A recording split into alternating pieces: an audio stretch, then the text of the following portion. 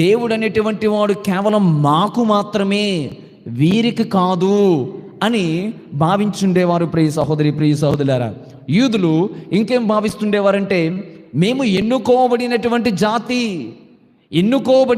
జాతి ఇవాళము, కాబట్టి రక్షణ అనేటువంటిది కేవలం మాకు మాత్రమే, వేరే వాళ్ళకి కాదు అని ఈ భావజాలం ఉండేది. నేడు ఈ భావజాలము కలిగినటువంటి ప్రతి ఒక్కరికి కూడా యేసుక్రీస్తు చెప్పే ప్రత్యేకమైన సందేశము, ప్రియబిడ్డలారా, యేసుక్రీస్తు లేదా యెషయా ప్రవక్తిచ్చే, దేవుడిచ్చే గొప్ప సందేశము, రక్షణ అనేటువంటిది కేవలము ఒక పర్టికులర్ మతానికి కాదు, పర్టికులర్ తెగకు కాదు, పర్టికులర్ జాతికి కాదు.